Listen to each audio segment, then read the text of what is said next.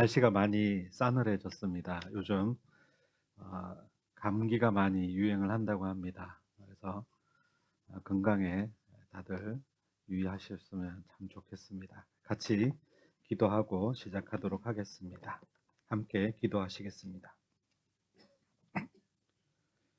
우리를 사랑하시는 사랑과 자비가 많으신 하나님 아버지, 참으로 감사드립니다.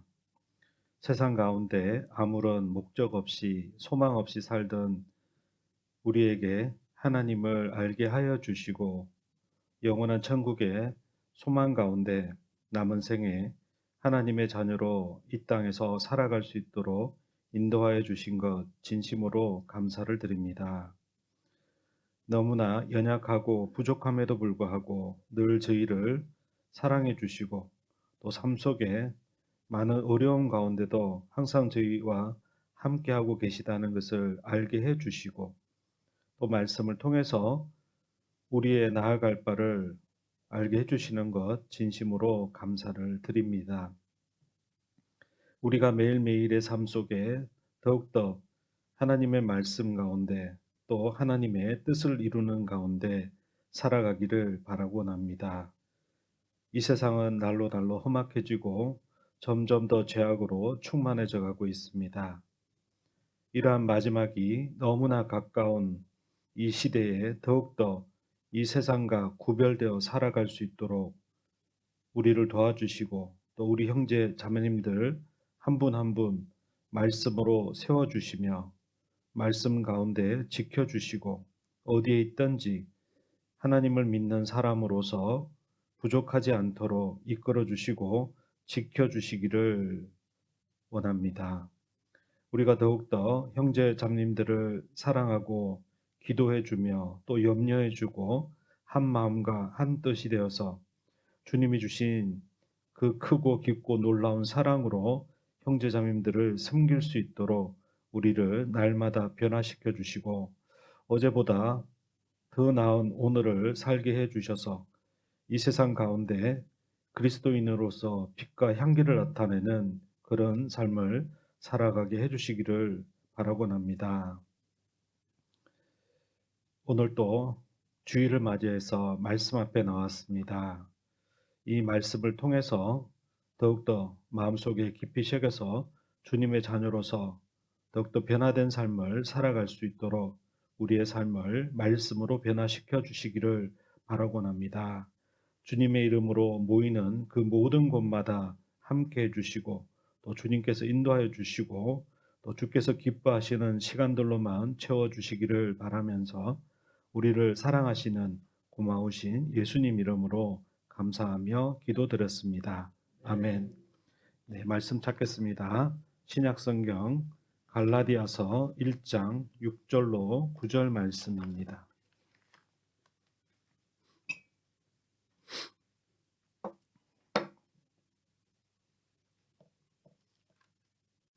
(302페이지입니다)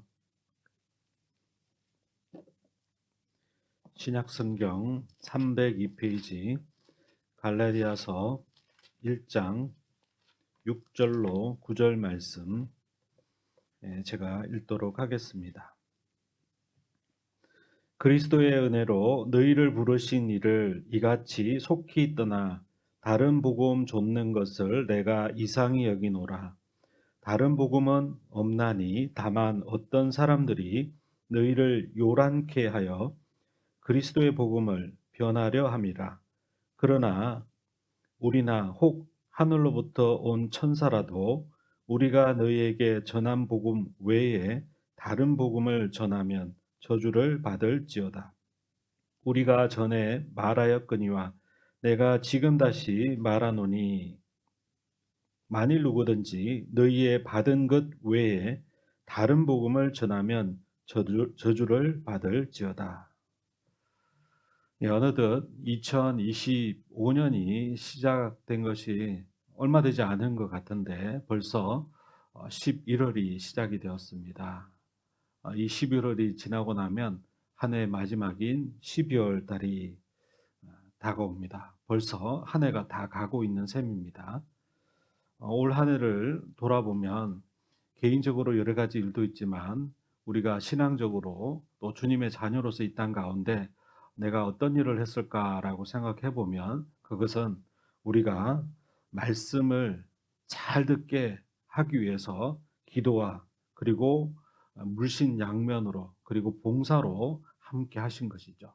그걸 통해서 세상에 이뤄져 가는 아직도 이 말씀을 한 번도 듣지 못하신 분 또는 들었지만 확실하게 깨닫지 못하신 그분들에게 이 복음의 말씀을 잘 전해서 함께 천국 가는 그 일에 우리가 올 한 해를 수고하고 헌신을 하신 것입니다. 그래서 데살로니가 전서 말씀에도 보면 범사에 감사하라라고 되어 있는데 그런데 또 한편으로 우리가 육신이 있는지라 생각해 보면 1월 달 시작할 때 대부분의 교회가 대전도 집회로 시작을 합니다. 그리고 조금 있다가 또 구역 집회도 하고 또 돌아서면 대집회, 중계 수양회, 하계 수양회 어떻게 생각해 보면 1년 가운데 가장 굵직굵직한 것들이 무엇이었을까라고 생각하면 다 성경 강연회였습니다. 말씀을 전하기 위한.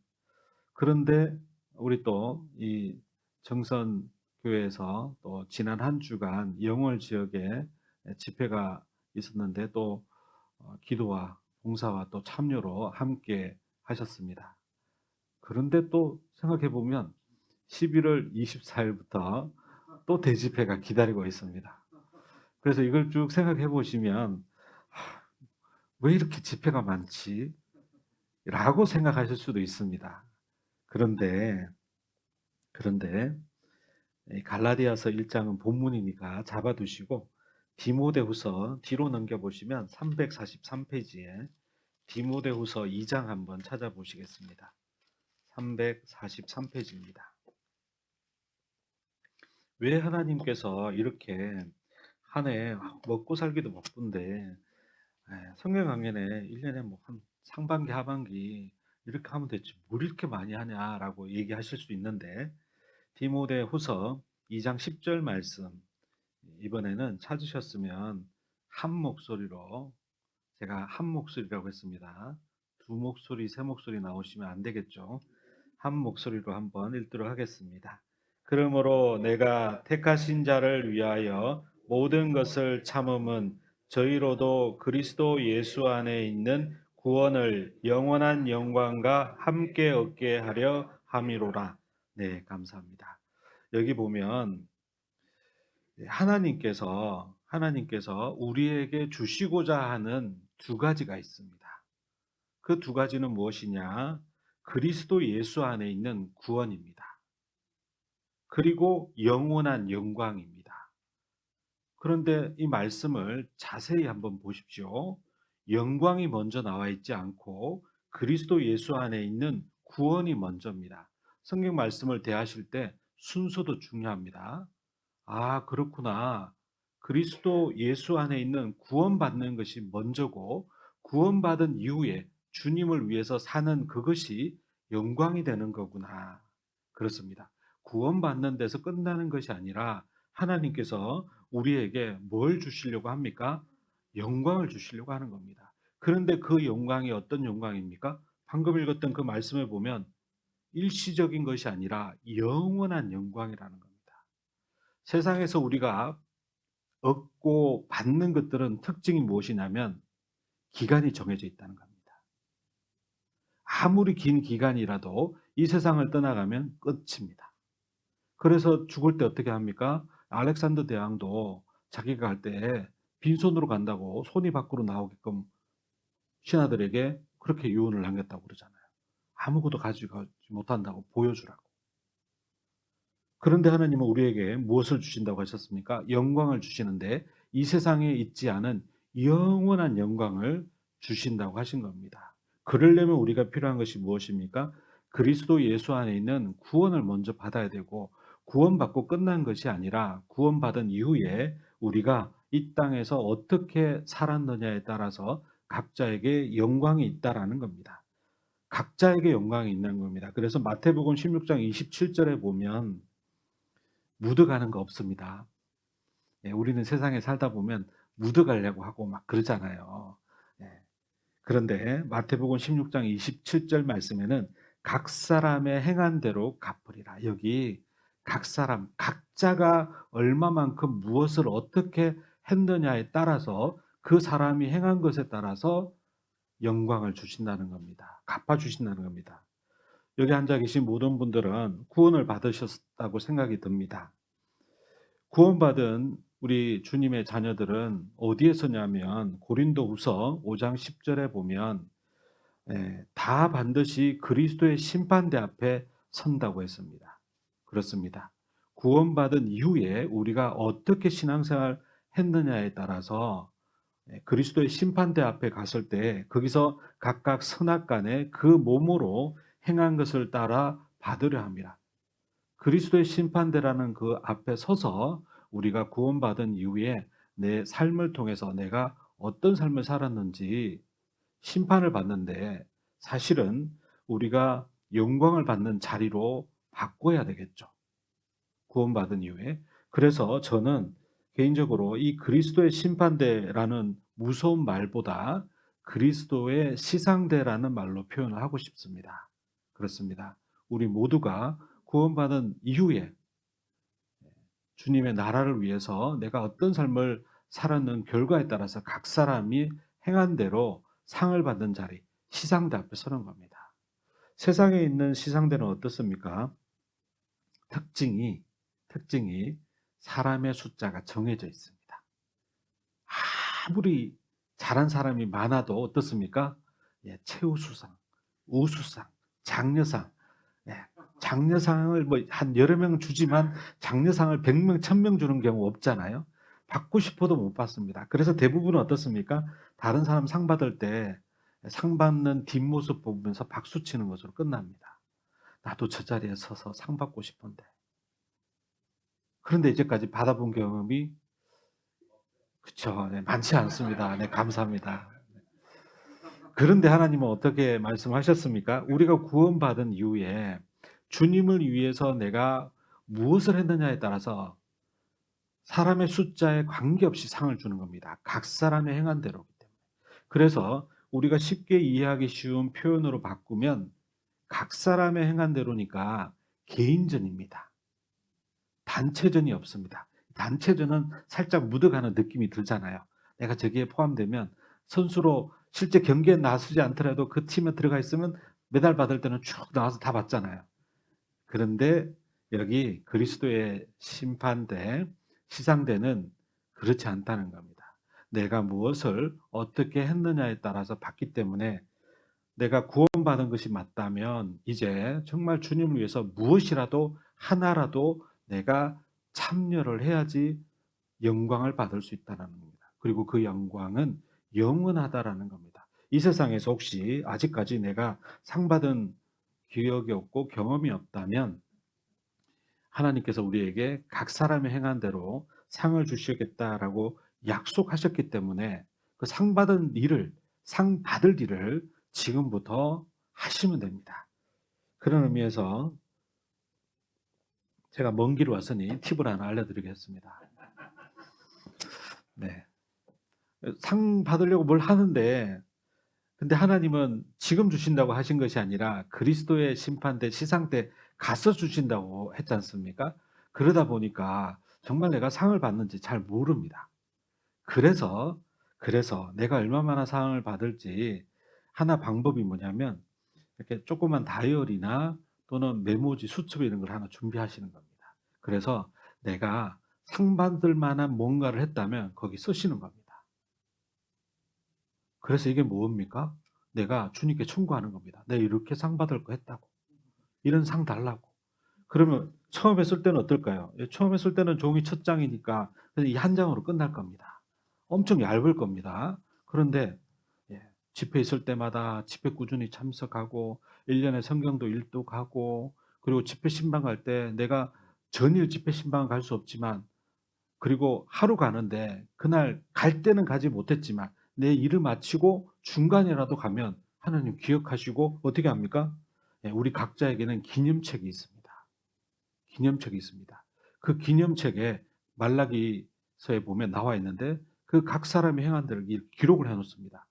누가 기록하냐면 그 말라기 성경에 보면 여호와 앞에 있는 기념책이라고 했거든요. 우리 각자의 삶을 하나님 앞에 있는 기념책에다 하나님이 지금 기록하고 있는 겁니다. 이 주일날도 사실은 여러 가지 이유로 참석 못할 수도 있잖아요. 세상 사는 사람들은 어떻습니까? 제가 여기 어제 오다 보니까 안흥을 지나왔습니다. 찐빵 축제 하더라고요. 네, 버스들이 막 서가지고 그 구간을 통과하는데 한참을 기다렸습니다. 경찰에 나서 차량 통제도 하고 차들이 많다 보니까 그러다 보니까 지나간다 했던 그 거리에 관광버스도 와서 보니까 이게 앞에 붙어 있는데 안흥 찐빵 축제 이렇게 참석하기 위해서 먼 곳에서 온 것 같아요. 사실 우리가 구원받지 않았다면 어쩌면 거기 가 있을 수도 있잖아요. 구원받아도 혹시나 세상의 유혹에 휩쓸려서 그래 이번 주일 뭐 한 번 빠지는데 뭐 나도 찐빵이나 가서 한번 제철에 먹는 것이 제일 맛있어 하고 가실 수도 있잖아요. 그런데 이 자리에 오셨어요. 그러니까 하나님 어떻게 생각하실까요? 정말 여러 가지 이유로 못 올 수도 있는데 왔구나 하면서 기념책에 여기 앉아 계신 각 사람의 기념책에다가 써시는 거예요. 주일 말씀 참석했다. 나중에 한번 가보십시오. 네, 상 주실 때 뭐가 있을 겁니다. 주일 말씀 1년 2025년 전 주일 다 참석했으면 더 큰 상이 있겠죠. 그렇습니다. 그래서 우리 각자에게는 구원뿐만 아니라 영광이 있다는 것을 꼭 기억하시기 바랍니다. 그래서 집회가 또 있네가 아니라 하나님께서 나를 위해서 상 받을 수 있는 기회를 또 주셨구나. 또 주셨구나. 너무 좋잖아요. 또 상을 주시려고 나를 위해서 준비한 집회구나. 라고 생각하시면 그 집회가 왜 또 집회야? 이게 아니라 어떨까요? 집회 안 하나? 집회를 해야지 내가 집회 참석한 상을 받을 텐데. 기다려지지 않겠습니까? 그래서 11월 24일부터는 기다려지는 집회, 내년부터는 손 꼽으면서 기다리는 집회가 되셨으면 참 좋겠다라는 생각이 듭니다. 그것이 우리 형제자매님들의 삶 가운데 영광으로 다가온다는 것을 꼭 기억하시면 좋겠습니다.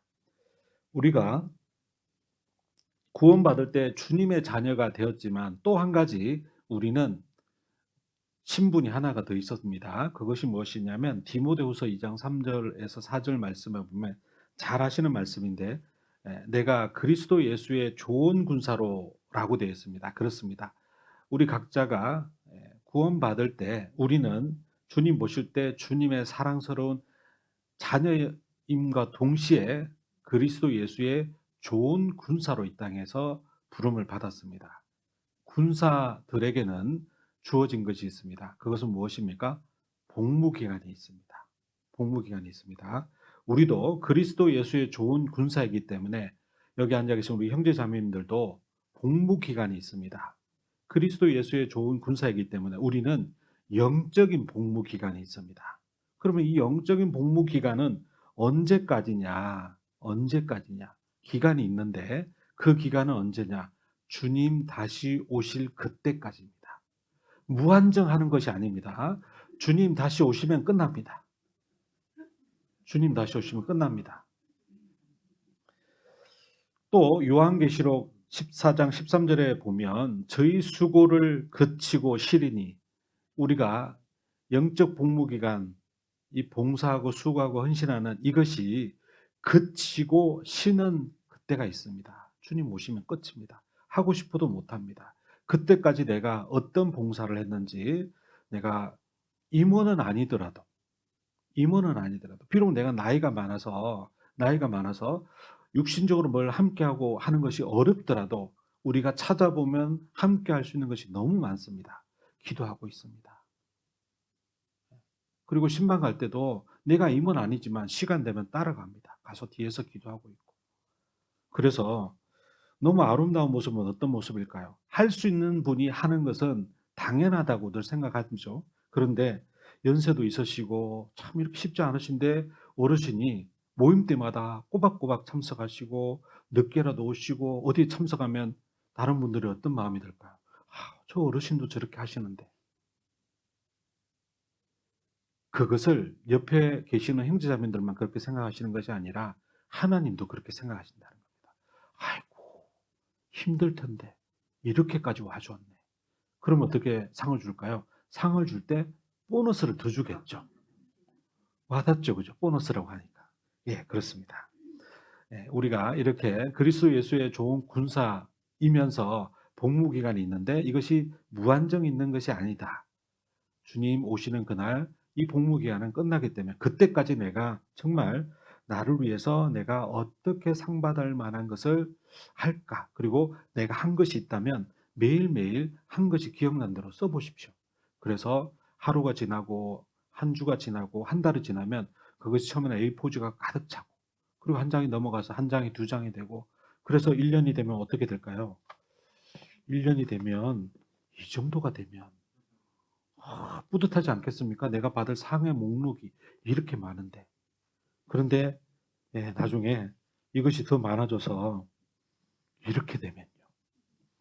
너무 기쁘지 않겠습니까? 예, 그래서 예, 내가 기념책을 하나 딱 써가지고 내가 지치고 뭔가 좀 이렇게 권태기가 왔을 때 그 기념책을 보면서 하나라도 더 받아야지. 오늘 무엇으로 또 받을까? 이렇게 해보시면 참 좋겠다 싶습니다. 이런 것을 할 때 우리가 시대를 잘 아셔야 됩니다. 내가 지금 무한정 할 수 있는 것이 아니라 지금 내가 주님이 보실 때, 하나님이 보실 때 어느 시대에 살고 있는지 이것이 참 중요합니다. 마태복음 24장을 보시겠습니다. 신약성경 마태복음 24장 3절입니다. 41페이지입니다. 마태복음 24장 3절입니다. 예수께서 감람산 위에 앉으셨을 때 제자들이 종용이 와서 가로되 우리에게 이르소서 어느 때에 이런 일이 있겠사오며 또 주의 임하심과 세상 끝에는 무슨 징조가 있사오리까. 예수님의 제자들이 예수님께 나와서 세상 끝에는 세상 마지막에 무슨 징조가 있겠습니까? 라고 궁금해서 물었습니다. 그래서 이 마태복음 24장에 보면 마지막 때 일어날 일에 대해서 쭉 기록이 되어 있습니다.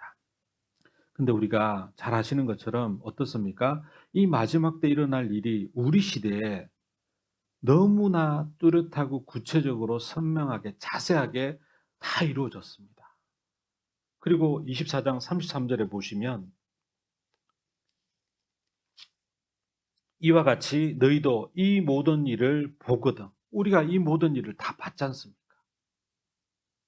100년 전 사람보다 지금 우리 시대에 우리는 어떻습니까? 신문 기사로, TV의 뉴스로 이 말씀대로 이 모든 일을 다 봤습니다. 그러면 어떻다고 되어 있습니까? 인자가 가까이 곧 문 앞에 이른 줄 알라. 예수님께서 다시 오신다고 하셨습니다. 그때 우리 영적 복무 기간이 끝난다고 말씀을 들었지 않습니까? 그런데 이 모든 일을 보거든 인자가 가까이 곧 문 앞에 이른 줄 알라. 저 문 앞에 주님이 와 계시다라는 겁니다. 어디 가요? 지금 우리가 살고 있는 이 시대. 그러니까 마지막이 너무나 가까웠다라는 겁니다. 마지막이 너무나 가까웠다. 그 말은 내가 주님을 위해서 내가 영광과 상급받을 그 시간이 얼마 남지 않았다라는 겁니다. 그렇기 때문에 어떻게 해야 될까요? 더 적극적으로 내가 뭔가 영광과 상급받을 일을 찾아서 주면 하고가 아니라 내가 찾아서 하는 겁니다. 찾아서. 누가 시켜서 하는 것이 아니라 보면 눈에 다 보이지 않습니까? 이제 세상을 우리 살아오셨기 때문에 딱 보면 아시지 않습니까? 예. 밥을 할 때는 내가 가서 뭘 도와주면 되고, 예. 정리할 때는 내가 가서 도와주면 되고, 뒷정리 도와주시고, 예. 집회할 때는 내가 뭔가 안내 봉사를 하든지 뭘 도와줄 거 찾아서 하시면 됩니다. 무슨 일을 하는지 우리 다 알기 때문에. 그러면 예, 마지막이 너무 가까웠기 때문에 시간이 얼마 남지 않았기 때문에 우리가 삶의 자세가 시켜서 하는 것이 아니라 해라 해서 하는 것이 아니라 이제 적극적으로 찾아서 할 필요가 있다라는 겁니다. 왜 그렇죠? 마지막이 너무나 가까웠기 때문에. 마지막. 그런데 이 마태복음 24장 4절에 보시면 마지막 때에 예수께서 대답하여 가라사대 세상 끝에는 무슨 징조가 있겠습니까? 라고 제자들이 물었는데 그 첫 번째가 무엇입니까? 예수께서 대답하여 가라사대 너희가 사람의 미혹을 받지 않도록 주의하라. 사람의 미혹을 받지 않도록 주의하라 라고 말씀하고 있습니다. 사람의 미혹을 받지 않도록. 그렇습니다. 예수님께서 사람의 미혹을 받지 않도록 주의하라고 했는데, 그런데 요한계시록 12장, 이 신약 성경의 가장 마지막인 요한계시록 12장에는 무엇이라고 기록된 줄 아십니까? 마귀가 자기의 때가 얼마 못된 줄을 알므로 크게 분내어 너희에게 내려갔습니다. 마귀가 자기의 때가 얼마 못된 줄 알므로, 이 얼마 못된 줄 알므로, 이 우리말 성경에는 얼마 남지 않은 줄 알고, 마귀도 자기 때가 이제 얼마 남지 않은 줄 알고 어떻게 한 겁니까? 예, 우리에게 내려온 겁니다. 우리에게 내려와서 무엇을 합니까? 미혹하는 걸 하는 겁니다. 미혹하는 거. 미혹하는 건 두 가지를 합니다. 첫 번째는 구원을 못 받게 합니다. 두 번째는 구원받은 사람이 영광을 받아야 되는데 영광 받지 못하게끔 신앙생활을 무너뜨리는 겁니다. 천국 가는 거는 구원받았기 때문에 어떻게 할 수 없는데 구원받은 사람이라면 영광, 상급. 예. 왜 그러죠? 예. 구원받은 사람이 영광받은 일은 어떤 일입니까? 전도하는 일이잖아요. 전도하는 그 일에 뭔가를 함께 하는 거잖아요. 전도하는 일에 함께 하면 어떻게 됩니까? 천국 갈 사람이 한 사람씩 더 생기니까 마귀가 그 방해를 하는 겁니다. 그것이 무엇입니까? 미혹하는 겁니다. 미혹. 그래서 요한 2서 1장 7절에 보면 미혹하는 자가 많이 세상에 나왔나니 라고 되어 있습니다. 미혹하는 자가 세상에 많이 나왔습니다. 공중의 권세 잡은 자 마귀. 마귀가 자기의 때가 얼마 이제 남지 않은 줄 알고 세상에 나와 크게 분을 내고 와서 이제 막 미혹하는 겁니다. 구원받은 사람도 미혹하는 겁니다. 신앙생활 못하게끔. 그래서 한때는 신앙생활 열심히 하던 사람도 어느 순간 안 보이는 경우가 있잖아요. 다 미혹하기 때문에 그렇습니다. 그 사람의 약한 부분을 미혹하는 겁니다. 물질에 약한 사람은 물질로. 하여튼 무엇이 약한지 꿰뚫어 보고 있는 겁니다. 이러한 시대에 우리에게 가장 필요한 것은 무엇이냐면 고린도후서 13장 5절 말씀입니다. 그 말씀은 너희가 믿음에 있는가 너희 자신을 시험하고 너희 자신을 확정하라라는 겁니다. 그렇습니다. 내가 여기 보면 너희가입니다. 너희가 우리 각자죠.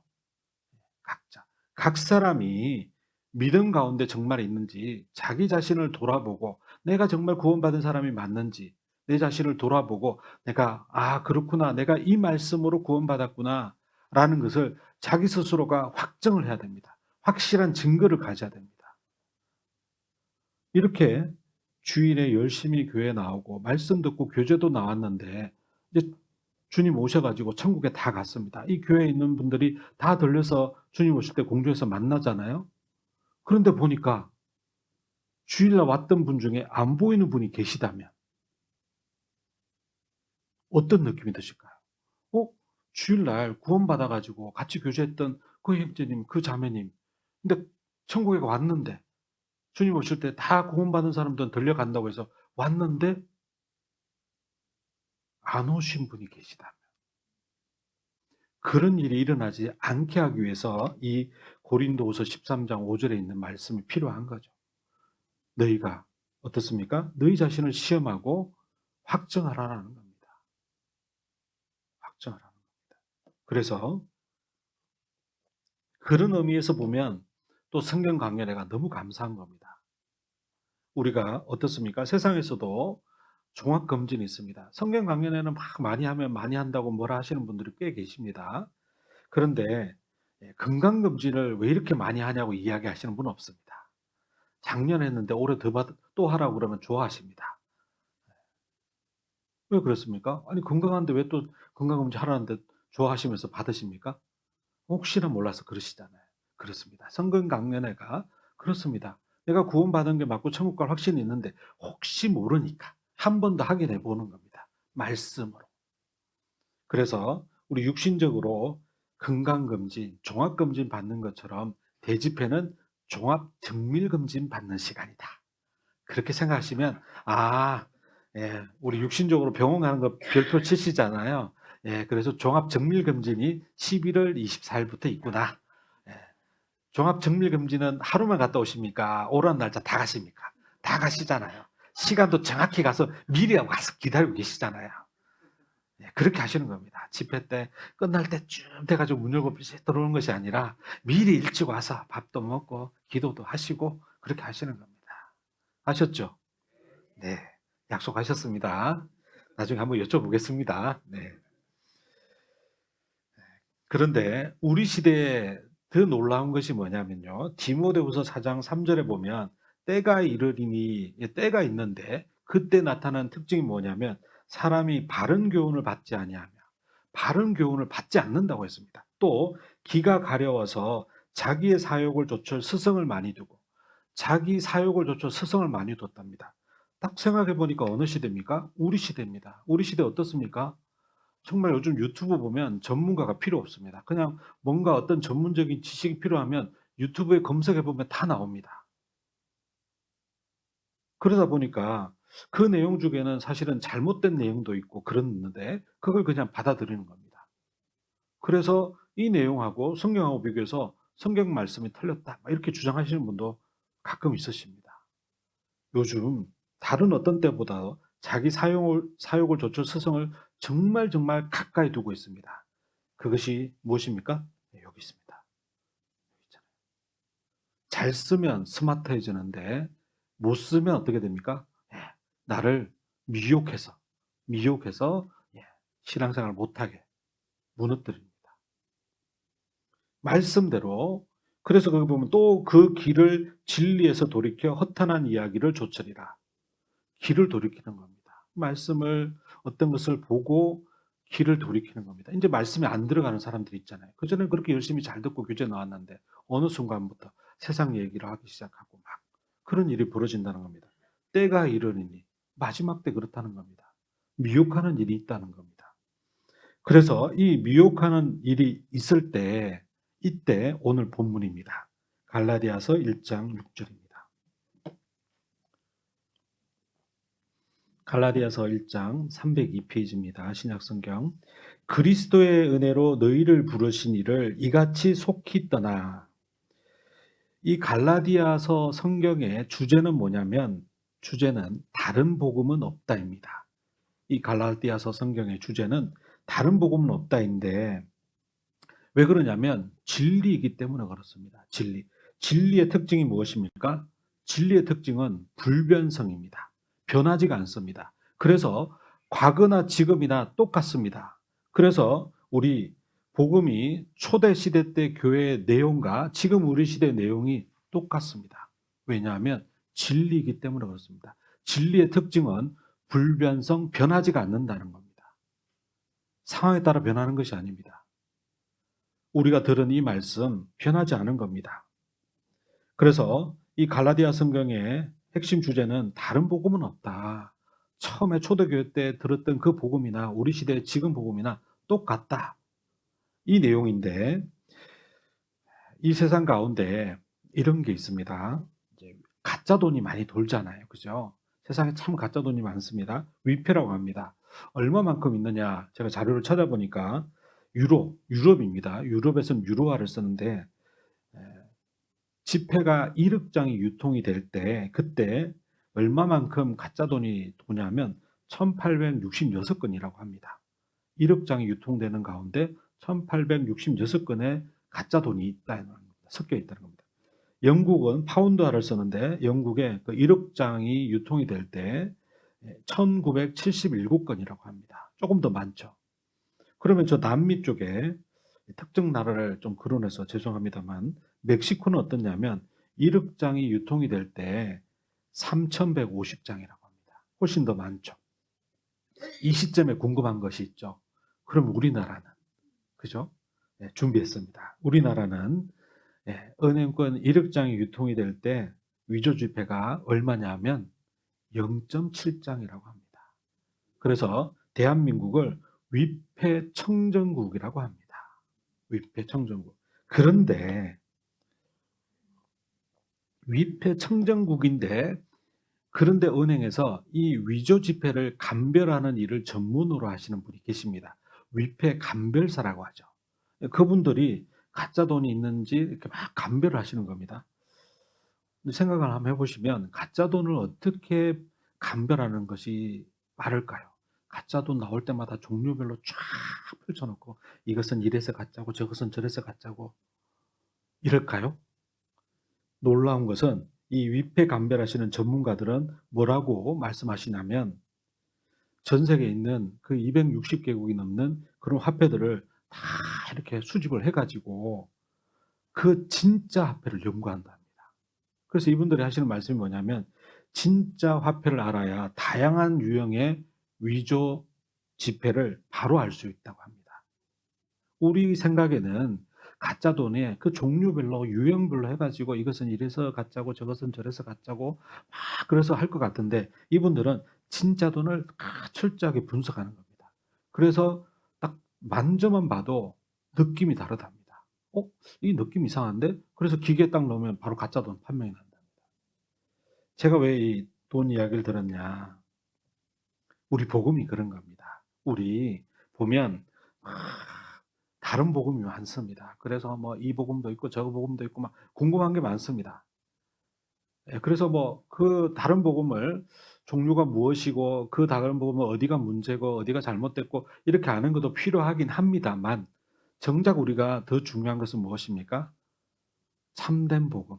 우리가 알고 있는 진짜 복음을 제대로 아는 것이 더 중요하다는 겁니다. 마치 위패를 전문적으로 감별하시는 분이 진짜 돈을 계속해서 분석하고 연구하는 것처럼 우리에게 필요한 것은 무엇입니까? 참된 복음을 제대로 배우고 연구하고 아는 겁니다. 그런 의미에서 성경 강연회가 너무너무 감사한 시간이죠. 감사한 시간입니다. 그렇기 때문에 성경 강연회를 늘 하던 성경 강연회라고 생각하시면 안 되고 지난번보다 이번 성경 강연에서 내가 뭔가 얻고 가셔야 됩니다. 마치 진짜 돈을 보면서 지난번엔 이걸 알았으면 이번엔 또 이걸 알고 이런 것처럼 뭔가 계속해서 얻어 가셔야 된다는 겁니다. 갈라디아서 1장 6절 말씀을 보시면 그리스도의 은혜로 너희를 부르신 이라고 되어 있습니다. 여기 중요한 말이 나와 있습니다. 그리스도의 은혜로 구원을 받는 겁니다. 무엇으로 구원을 받습니까? 은혜로. 조금 더 강조하는 표현으로 바꾸면 오직 은혜로. 다른 것이 섞이면 안 됩니다.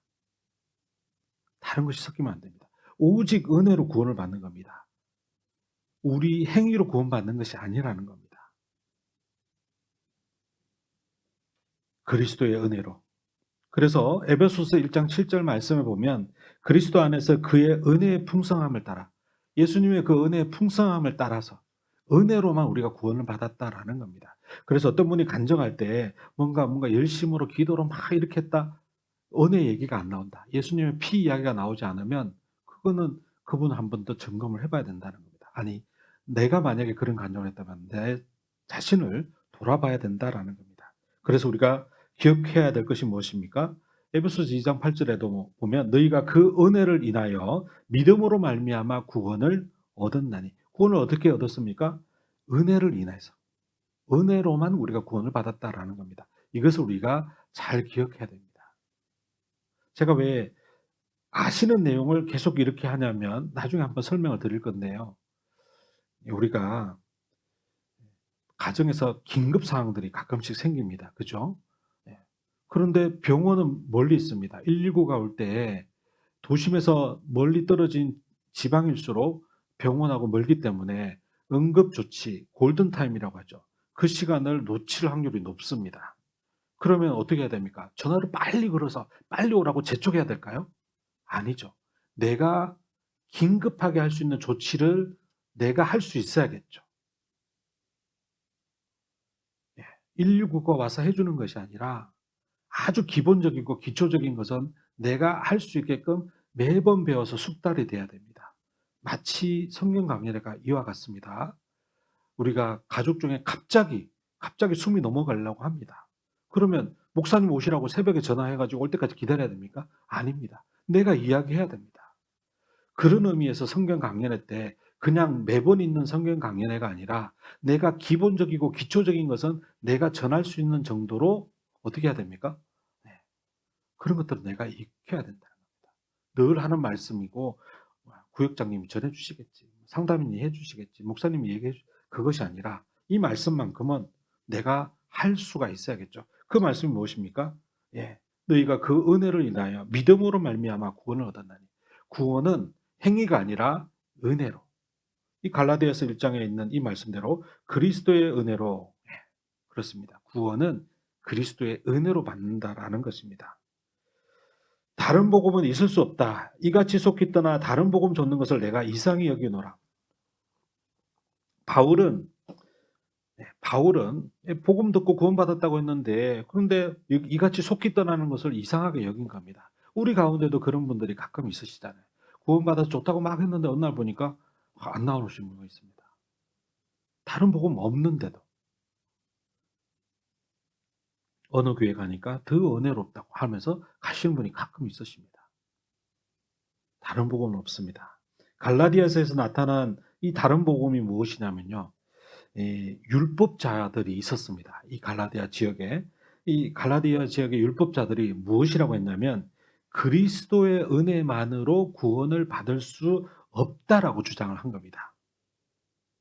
그리스도 예수의 은혜로 구원을 받는데 그거로만 구원을 받을 수 없다라고 주장을 하는 겁니다. 그러니까 쉽게 설명하면 이런 겁니다. 그리스도의 은혜에 더하기 뭐, 이것이 있어야 된다는 겁니다.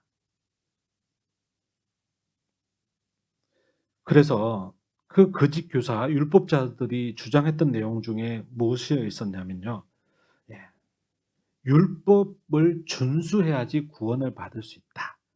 그리스도의 은혜에 더하기 율법을 준수해야 된다. 그 율법의 준수가 무엇이냐면 할례였다라는 겁니다. 할례. 그래서 할례를 받아야 된다. 막 이렇게 한 겁니다. 예. 예수님을 믿는 것도 중요하고 우리도 그런 경우 있지 않습니까? 조상 때부터 믿어왔던 전통이 있습니다. 막 함부로 버릴 수 없잖아요. 막 그런 이야기하면 듣고 보니까 그런 거 맞습니다. 그렇네요. 그런데 그리스도 예수의 은혜에다가 할례의 전통을 벌어서는 안 된다. 이걸 해야지만 간다. 그것이 잘못됐다라는 거죠. 근데 여기서 한번 생각해 보셔야 될 것이 거짓 교사들이 어떻게 다른 복음을 전했냐면 그리스도 예수의 은혜에다가 하나를 더 추가를 한 거잖아요. 더한 거잖아요. 아예 다른 걸 했다면 금방 알았을 겁니다. 성경에 어디 그런 내용이 있냐, 어디. 그런데 뭔가 하나를 교묘하게 더하는 겁니다. 그렇습니다.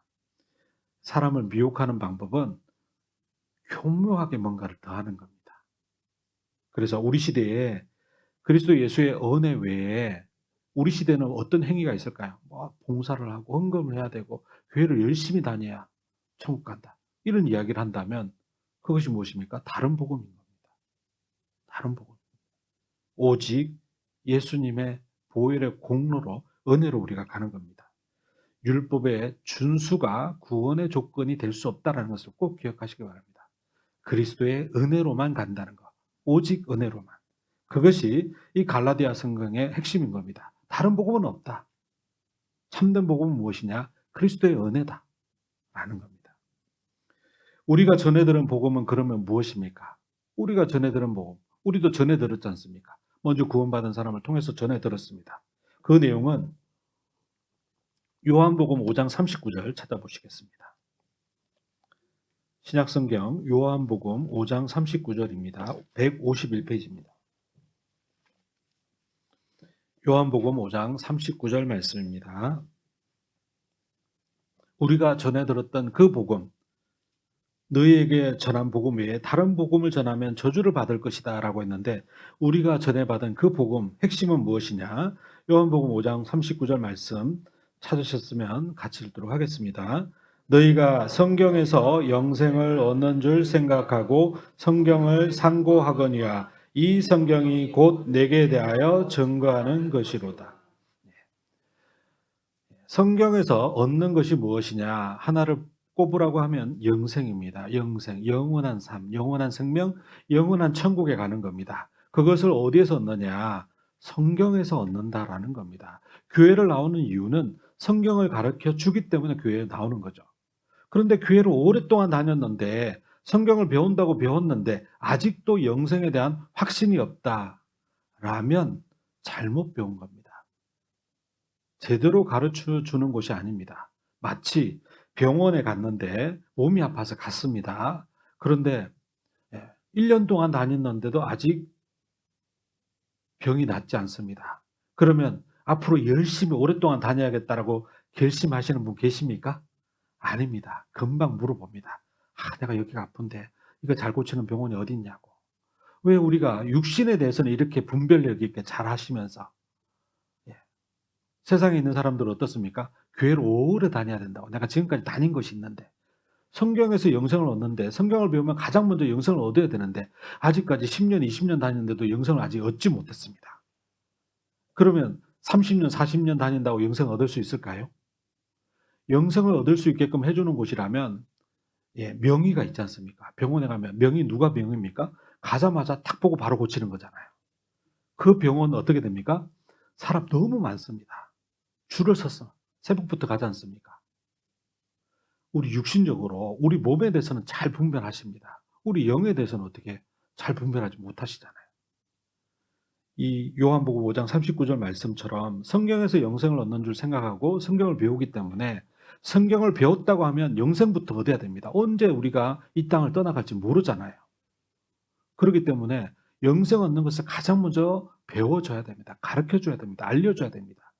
그것을 알려주는 교회, 단번에 알려주는 교회가 참된 교회죠. 제대로 된 교회와 제대로 되지 않은 교회를 구분하는 방법 중에 하나이기도 합니다. 우리 교회가 그러지 않습니까? 성경 강연에 일주일 또는 5일 또는 4일만 들어도 우리가 영생을 얻을 수 있지 않습니까? 제대로 듣기만 한다면. 그러면 이 영생, 성경에서 영생을 얻는데 이 영생을 어떻게 얻느냐? 요한복음 17장 3절입니다.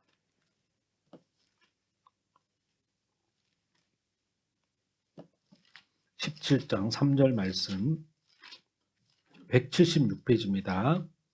영생은 곧 유일하신 참 하나님과 그의 보내신 자 예수 그리스도를 아는 것이니이다. 영생은 곧이라고 했습니다. 그러니까 영생은이란 무엇이냐? 뒤에 나오는 말과 같다라는 겁니다. 영생은 뒤에 나오는 말을 쭉 보니까 저기 끝에 보니까 아는 것이니이다 라고 되어 있죠. 그러니까 그렇구나. 영생은 아는 거구나. 영생은 아는 거구나. 영생은 알아야 되는데 누구를 알아야 되나요? 여기 보니까 두 분이 나옵니다. 한 분이 누굽니까? 하나님. 또 한 분은 예수 그리스도. 그렇구나. 영생은 하나님과 예수 그리스도를 아는 것이구나. 제가 아까 순서가 중요하다고 말씀을 드렸습니다. 그런데 누구부터 알아야 됩니까? 하나님부터 알아야 됩니다. 그리고 예수님을 아는 겁니다. 그런데 가만 생각하니까 떠오르는 것이 있습니다. 뭐가 떠오릅니까? 성경 강연. 성경 강연의 순서가 어떻습니까? 하나님부터 알려주잖아요. 하나님부터. 그리고 무엇을 알려줍니까? 예수님을 알려주잖아요. 왜 그러죠? 영생 얻는 방법이 아는 것이니까. 그 아는 것이 순서대로 알아야 되는데 하나님을 먼저 제대로 알아야 되고 그리고 예수 그리스도를 알아야 되기 때문에 이 요한복음 17장 3절대로 성경 강연회가 구성이 되어 있다라는 겁니다. 그런데 또 자세히 보시겠습니다. 하나님은 하나님인데 하나님 앞에 하나님을 수식하는 단어가 있습니다. 바로 앞에 있는 단어가 무엇입니까? 감사합니다. 네. 참. 네. 생각나시죠? 대한민국 사람이라면 금방 떠오르는 반대 단어가 있습니다. 가짜. 참하면 참기름이 떠오릅니다. 참기름 하면 진짜하고 연결이 됩니다. 그래서 진짜 기름과 가짜 기름을 우리는 어떻게 합니까? 구분하고 분별합니다. 이거 가짜야. 그래서 알기 쉽게 여기 나와 있는 참 하나님을 안다라고 돼 있기 때문에 여기 있는 안다라는 것은 참기름과 가짜 기름을 구분하고 분별하는 것처럼 참 하나님과 가짜 하나님을 우리가 구분하고 분별할 수 있을 정도로 알아야 된다라는 겁니다. 이제 좀 감이 오시죠? 네. 그리고 그 하나님이 어떤 분입니까? 유일하다라는 겁니다. 여기에도 하나님 있고 저기에도 하나님 있는 것이 아니라 유일하신 그 하나님, 진짜 하나님, 그 하나님을 우리에게 알려주는 겁니다. 그래서 성경 강연회가 하나님에 대해서 전가하는 내용이 성경 강연회 일주일 강연회 중에 무려 며칠이나 있습니까? 4일 동안 있는 겁니다. 4일 동안. 참 하나님과 가짜 하나님을 우리가 분별할 수 있게끔 성경을 통해서 증거를 통해서 확인하고 따져보고 믿을 만한 증거를 보여주면서 그렇게 하는 겁니다. 그래서 하나님이 살아있다는 것이 확실하게 믿어지면 어떻게 됩니까? 하나님 보실 때 나라는 존재는 어떤 존재일까? 하나님이 정말 살아계시니까 하나님 계신 곳에 내가 가게 됐다고 돼 있는데 그러면 나는 하나님 보실 때 과연 천국에 들어갈 수 있을까? 나 자신을 돌아보게 되잖아요. 그리고 우리에게 필요한 사람이 있습니다. 나 자신이 어떤 사람인지를 깨달으면 그러면 나를 구해달라고 살려달라고 부르짖게 되죠. 그때 필요한 분이 누굽니까? 예수님이 필요한 겁니다. 성경 강연의 내용이 딱 이 요한복음 17장 3절 말씀 내용으로 딱 되어 있는 겁니다. 구체적으로 자세히 상세하게. 그래서 시간이 되면 7일 동안 말씀을 드리는 거고 시간이 안 되면 5일 동안 말씀을 드리고 더 시간이 안 되면 더 줄이는 겁니다. 그렇지만 내용은 무엇입니까? 예, 유일하신 참 하나님을 알려드리는 거고 예수 그리스도를 알려드리는 겁니다. 그렇기 때문에 이 관점에서 보면 영생은 아는 것인데 내가 참 하나님을 구분하고 분별할 수 있을 정도로 아느냐? 내 자신에게 물어봐야 된다는 겁니다. 내가 예수 그리스도가 누구시고 이 땅에 왜 오셨고 나를 위해서 무슨 일을 하셨고 그 일이 나와 무슨 상관이 있는지 그걸 내가 구분하고 분별할 수 있을 정도로 알아야 된다는 겁니다. 그것을 우리가 무엇이라고 합니까? 영생은 아는 것이다 라고 했다라는 겁니다. 영생은 아는 것이다. 네, 먼 길 왔기 때문에 하나 더 알려드리겠습니다. 먼저 알려드린 것은 원래 알려드리려고 했던 거고 이번에 알려드린 것은 보너스입니다.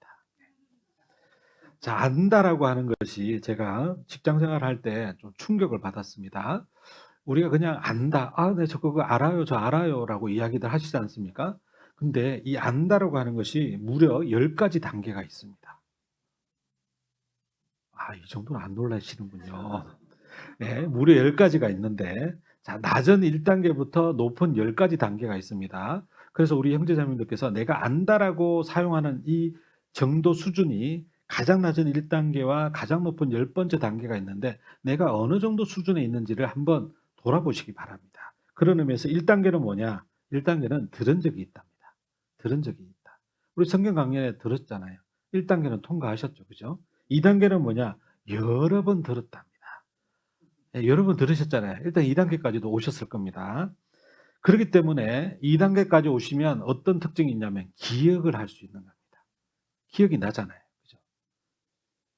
3단계는 여러 번 들은 걸 넘어서 이제 들은 것을 말할 수 있습니다. 너무 많이 들어서 이제 말을 할 수 있습니다. 그래서 다르게 말씀을 드리면 표현할 수 있다. 나 하나님 알아요. 나 예수님 알아요. 십자가, 피, 양, 뭐 이렇게 표현을 합니다. 이것이 3단계입니다. 근데 4단계가 있습니다. 4단계는 3단계하고 차이가 있습니다. 어떻게 차이 나냐면 핵심을 정확히 파악해서 말할 수 있습니다. 이것이 4단계입니다. 3단계는 표현하는 겁니다. 나 알아요. 하나님, 예수님, 성경, 영생, 천국, 지옥 이렇게 하는데 설명을 해달라고 그러면 그런 게 있어요. 이게 3단계고 4단계는 천국과 지옥에 대해서 확실하게 말씀을 통해서 이야기할 수 있는 겁니다. 구원은 어떻게 받느냐? 구원은 죄가 없어져야 됩니다. 죄를 없애는 방법은 하나님 정하신 방법이 있습니다. 피 흘림이 없은 적 죄사함이 없다고 그랬습니다. 이렇게 내용을 핵심을 정확히 파악해서 전달할 수 있는 겁니다. 이것이 4단계입니다. 이렇게 설명을 드리면 대부분은 어느 단계에 있습니까? 대부분은 3단계 또는 4단계 사이에 있습니다. 세상적인 내가 알고 있는 지식도 이 기준으로 한번 생각해 보십시오. 내가 안다라고 하는 것이 과연 어느 단계에 있을까? 대부분은 어떤 분야의 전문가가 아니라면 여기 3단계 또는 4단계에서 왔다 갔다 합니다. 4단계에 도달하면 어떻게 그렇게 잘하냐라는 이야기를 들으실 겁니다. 핵심을 정확히 알아서 이렇게 전달할 수 있는 정도니까. 그래서 이 1, 2, 3, 4단계를 한자로 무엇이라고 하냐면 알지자를 씁니다. 안다라고 하는 거죠. 그런데 5단계, 6단계는 한자로 행할 행자를 씁니다. 그러니까 알지자와 행할 행자니까 좀 다르죠. 어떻게 다르냐면 5단계는 뭐냐면 말한 내용을 행동할 수 있는 겁니다. 행동할 수 있는 겁니다. 그리고 6단계는 뭐냐면 말한 대로 행동하고 사는 겁니다. 그러니까 5단계와 6단계의 차이, 뉘앙스의 차이를 설명을 드리면 이런 겁니다. 5단계는 그냥 할 줄 아는 겁니다. 너 라면 끓일 줄 알아? 예, 저 라면 끓일 줄 알아요. 이 사람이 있고, 너 라면 끓일 줄 알아요? 하는데 이 사람은 평소에 라면을 즐겨 끓여 드시는 분입니다. 그래서 어떻게 하면 맛있게 끓이는지 방법도 알고 있는 분입니다. 5단계와 6단계 차이가 예를 들면 이런 겁니다. 7단계는 뭐냐면 7단계는 말한 내용을 시킬 수 있는 겁니다. 말한 내용을 시키는 겁니다. 알아야 시키겠죠. 이 7단계입니다. 8단계는 뭐냐면 가르칠 줄 아는 겁니다. 시키는 것과 가르치는 것은 다르죠. 가르친다. 9단계는 뭐냐면 제대로 가르치는 겁니다. 가르칠 때 어떤 분은 그러니까 두서없이 가르치는 분이 계시잖아요. 그런데 어떤 분은 보면 어떻습니까? 체계적으로, 순서적으로, 쉬운 것부터 고난도까지. 그리고 그 가운데 어떻게 하면 그 어려운 부분을 쉽게 할 수 있는지까지. 이분이 누구죠? 이분이 9단계예요. 이런 분이죠. 마지막 10단계는 누굽니까? 평가를 할 수 있는 겁니다. 평가. 예를 들면 우리 주방에 우리 자매님들 어떻게 합니까? 음식이 있습니다. 딱 할 때 어떻게 하면 순서적으로 하고 그리고 딱 맛을 딱 보면 제대로 됐구만. 이게 10단계잖아요. 그렇습니다. 이것을 음식뿐만 아니라 우리는 어디에다 적용해야 될까요? 성경 강연에 적용하는 겁니다. 내가 지금까지 알고 있던 영생은 곧 유일하신 참 하나님과 그의 보내신 자 예수 그리스도를 안다라고 했는데 과연 내가 유일하신 참 하나님을 아는 것과 예수 그리스도를 아는 것이 이 1단계부터 10단계 중에 어느 정도 알고 있느냐, 여러 번 들었고 그냥 표현할 수 있는 정도냐, 핵심을 정확하게 내가 전달할 수 있느냐, 아니면 그 내 핵심을 잘 전달하면서 다른 사람에게까지 제대로 전달하는 것까지 알려줄 수 있느냐. 제가 아까 응급상황 설명을 드렸잖아요. 우리는 전도인만 하는 것이 아니라 응급상황이 생길 수 있기 때문에 우리도 어떻습니까? 어떤 정말 중요한 죄라든지 복음에 대해서만큼은 내가 전할 수 있을 정도로 내가 알아야 된다는 겁니다. 그것을 언제 합니까? 성경 강연회 때마다 그것을 하나씩 하나씩 내가 전할 수 있을 정도로 단계를 올리는 겁니다. 그래서 이번에 생각해 보니까 영월 집회 때까지는 내가 3단계였는데 이번 대집회 때는 내가 4단계까지는 올려야겠다. 적어도 제 말씀 또는 하나님에 대한 또는 예수님에 대한 부분 또는 복음에 대한 부분. 그래서 그 기준을 매번 때 한 번에 다 올리지는 못하더라도 그 기준을 잡아서 집회 때마다 하나씩 하나씩 올려가는 겁니다. 단계를 올려가는 겁니다. 그래서 목사님이 응급 상황에 가까이 올 수 없는 상황이 벌어졌을 때 사랑하는 가족이 옆에서 아직 구원받지 못했습니다. 그때 내가 전할 수 있을 정도로 중요한 내용만큼 다는 아니더라도 그렇게 우리가 준비를 해야 된다는 겁니다. 그런 마음을 가지고 성경 강연에 참석하시잖아요. 이제 성경 강연회가 지루하지 않습니다. 지루하지 않습니다. 하나라도 더 알아가려고 적어가려고 저 설명을 내가 설명할 때는 참 설명이 안 됐는데 목사님이 정말 참 알기 쉽게 설명해 주시네. 그래 나도 저렇게 설명해야지 라고 생각하고 듣기 때문에 정말 집중해서 듣는 겁니다. 정말 집중해서 듣는 겁니다. 그러면 안타깝게 복음을 듣지 못하고 내 곁을 떠나는 가족은 생기지 않을 겁니다. 우리 안타까운 경우가 언제입니까? 빨리 목사님 와주세요라고 했는데 도착하니까 벌써 세상을 떠나신 겁니다. 그런 일이 가끔 있잖아요. 그래서 우리가 그런 일을 어떻게 하면 방지할 수 있을까? 집회 때 와서 말씀을 듣고 구원받게 하는 것도 필요합니다.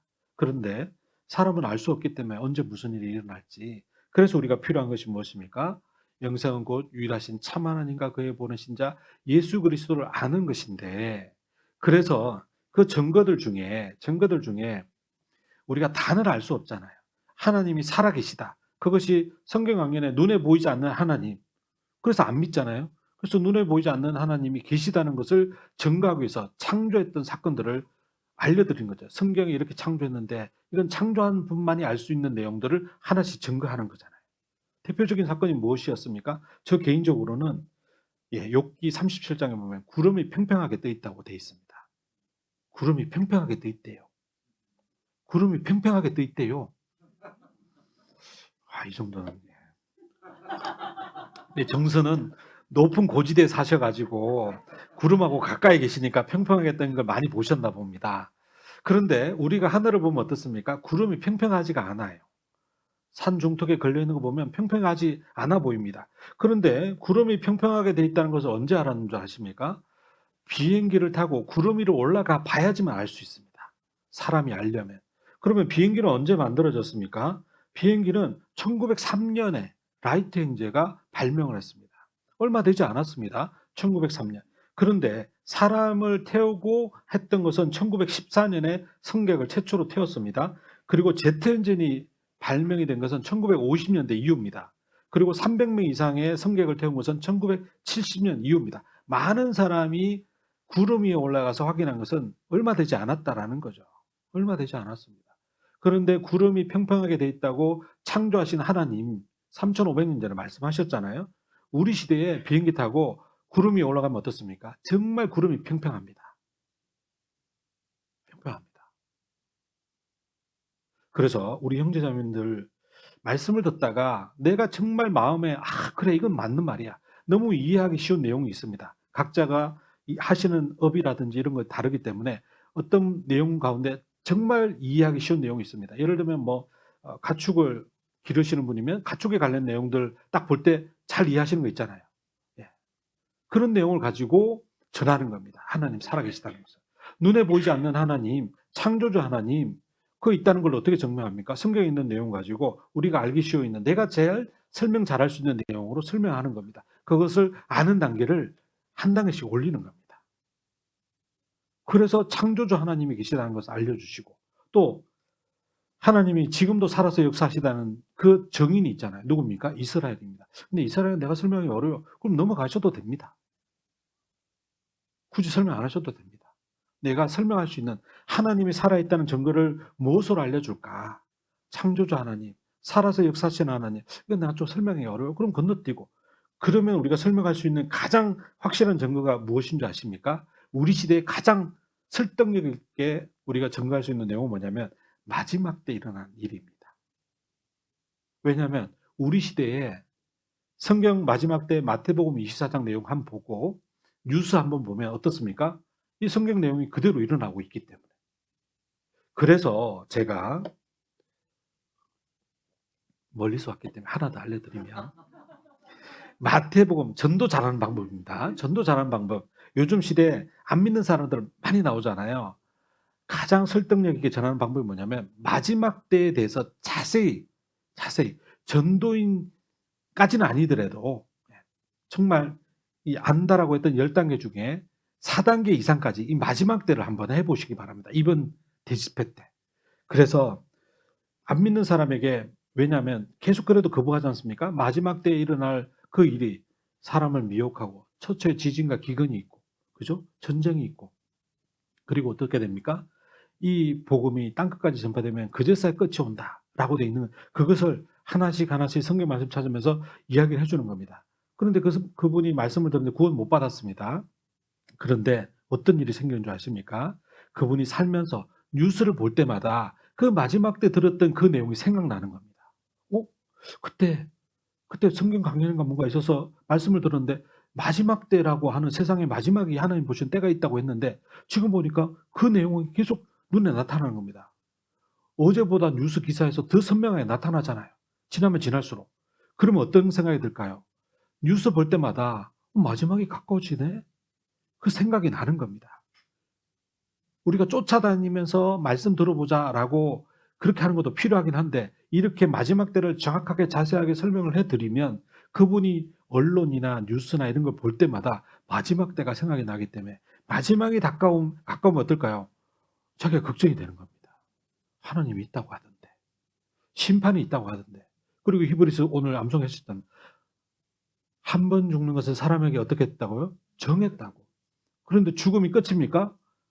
죽음은 정해졌는데 사람도 어떤 사람은 어떻게 말합니까? 죽음이 끝이라고, 죽음은 그만이라고 하는데 성경에 뭐라고 말씀했습니까? 그 후가 있다고.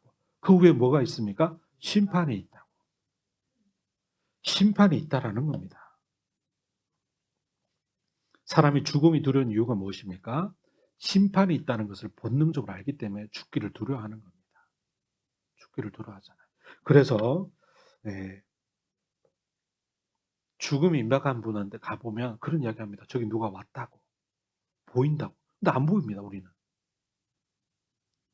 많은 분들이 그런 이야기를 하십니다. 죽음 임종 직전에. 심판이 있다는 걸 우리가 압니다. 그래서 그 사람이 마지막 때를 잘 들으면 뉴스를 보고 할 때마다 그 말씀이 생각이 나서 그때 우리가 말씀 들어오라고 하면 올 확률이 훨씬 높다라는 겁니다. 그래서 성경 강연에 있을 때 제가 알려드린 이 방법대로 마지막 때를 전도인이 전하는 것뿐만 아니라 나도 마지막 때 이런 8가지 일이 있잖아요. 보면. 그죠? 미혹하는 일이 있고. 다 그걸 순서대로 기억했다가 그걸 설명을 해주는 겁니다. 이런 일이 있을 거라고. 그래서 너무 늦지 않았으면 좋겠다고. 너무 늦지 않았으면. 천국 복음이 땅끝까지 전파되면 끝이 온다고 했는데 우리 시대에 땅끝까지 전해졌잖아요. 하루가 더 지나면 지날수록 더 많이 전해질 뿐인 거지. 마치 바닷물을 손끝으로 찍어보면 짜다는 거 알잖아요. 마셔보면 더 짜다는 거 알잖아요. 그와 마찬가지죠. 더 확실해질 뿐인 거죠. 우리 시대에 다 이루어졌습니다. 그래서 요한복음 3장 12절 말씀에 보면 내가 땅의 일을 말하여도 너희가 믿지 아니하거든 하물며 하늘 일을 말하면 어떻게 믿겠느냐. 그래서 성경 강연의 구성이 하나님께서 땅의 일과 하늘 일이 있는데 땅의 일을 먼저 말씀하신 겁니다. 땅의 일을 말하여도 믿지 않는데 어떻게 하늘 일을 말하는데 믿을 수 있겠냐. 그래서 땅의 일이 무엇입니까? 창조하셨던 일. 인류 역사 가운데 하나님이 먼저 말씀하시고 말씀대로 되는, 그래서 살아계시다는 걸 보여줬던 그 역사, 이것이 땅의 일이잖아요. 그래서 우리가 땅의 일을 알아야 되는 겁니다. 땅의 일 가운데 내가 자신 있게 설명할 수 있는 그 사건이 뭐 짐승에 대한 거라든지 그 창조 내용 하나 정확하게 아시는 것, 그 단계를 올리시는 것, 그리고 하늘 일은 무엇입니까? 천국이 있다는 것, 영원의 세상이 있다는 것. 그런데 그 천국을 가려면 하나님이 정한 방법대로 해야 되는데 죄가 없어야 된다. 그럼 하나님 보실 때 내가 죄가 있느냐? 내 생각의 죄가 아니라 하나님 관점에, 하나님 보시는 기준에 하나님 앞에서 내가 죄가 있느냐? 다른 사람 생각하지 말고. 그러면 그 죄가 있다면 하나님이 정하신 방법으로 죄를 없애야 되는데 나의 죄를 없앤 경험이 있느냐? 그것이라는 겁니다. 그것이 하늘 일이죠. 그래서 성경 강연의 구성도 땅의 일을 먼저 설명해 주시는 겁니다. 충분히 믿을 수 있게끔 창조하셨던 일, 이스라엘 역사 가운데 하나님이 살아서 다스리고 계시는 거, 마지막 때 앞으로 아직 일어나지 않을 될 일, 앞으로 될 일, 그 일을 알려주신 겁니다. 그래서 우리가 앞으로 될 일을 사람들에게 경고해 주는 겁니다. 앞으로 마지막 때가 되면 이런 일이 있을 건데 너무 늦지 않았으면 좋겠다고. 반드시 이대로 된다고.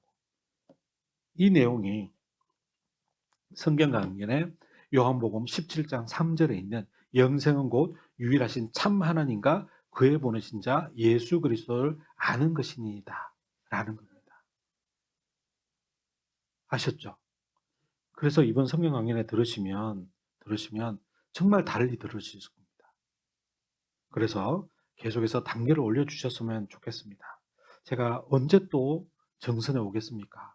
그래서 마지막으로 하나 더 전해드리고 가겠습니다. 마태복음 15장, 마태복음 5장입니다. 전국의 교회가 232개나 되기 때문에 저희가 한 달에 한 번씩 설교 가잖아요. 1년에 12군데 갑니다. 그래서 제가 말씀 전하는 가운데 언제 이 정선에 또 오겠습니까? 올 확률이 제로에 가깝습니다. 그렇기 때문에 제가 마지막으로 마태복음 5장입니다. 3절 심령이 가난한 자는 복이 있나니 천국이 저희 것이미요. 예수님께서 복이 있는 사람 8가지 복에 대해서 말씀을 하시는데 그 첫 번째 복이 무엇이냐면 심령이 가난한 자는입니다. 그 심령이 가난한 자는 왜 복이 있다고 했습니까? 천국이 저희 것이기 때문에 그렇습니다. 그렇습니다. 우리가 전도를 하는데 참 구원받기 어렵잖아요. 그죠? 왜 그러냐면 이걸 모르기 때문에 그렇습니다. 구원은 어떤 사람이 받습니까? 심령이 가난한 자가 받습니다. 그러면 우리가 사람을 모셔오는 것도 중요하지만 우리가 중요한 것이 무엇인가요? 그 모셔온 그분이 심령이 가난하고 낮아져 있는지가 중요하다라는 겁니다. 마음이 높아진 사람, 말씀 들어도 귀에 안 들어옵니다. 말씀 들으러도 오지 않습니다. 우리는 언제 구원받았습니까? 세상에서 잘 나갈 때 구원받았습니까? 아닙니다. 세상에서 잘 나가다가 어떤 어려움을 만나서 낮아질 대로 낮아졌을 때, 그때 마음이 가난해졌잖아요. 그때 말씀을 들어보자니까. 그 전에 그렇게 말씀을 들어보자고 했을 때는 안 들어왔는데 그때 들어보니까 어떻습니까? 이런 말씀이 있었냐고 하면서 그때 구원받았지 않습니까? 그렇습니다. 우리 각자가 전도하고 계시는 분이 계신데 그분을 전도하는데 어디에다가 우리가 포커싱을 해야 됩니까? 그분의 마음이 어떤지를 잘 살펴야 됩니다. 이분의 마음이 길가 같이 단단한 마음밭인지 돌짝과 같은 그 밭인지 가시덤불에 쌓여진 밭인지 아니면 정말 기름진 밭인지 우리가 말씀을 뿌리지만 기름진 밭이 아니라면 구원받기 어렵죠. 기름진 밭이 되려면 이분의 마음이 가난해지고 낮아져야 됩니다. 그래서 계속 주시하셔야 됩니다. 전했는데 아직 마음이 높구나. 계속 전하는 겁니다. 마지막 때 증거를 한 번 만날 때마다 한 번에 8개 말씀하시는 것이 아니라 하나씩 하나씩 만날 때마다 알려주는 겁니다. 근데 신기하게도 성경 강연을 듣고 그 말씀을 듣고 뉴스를 볼 때마다 그 일이 일어나는 겁니다.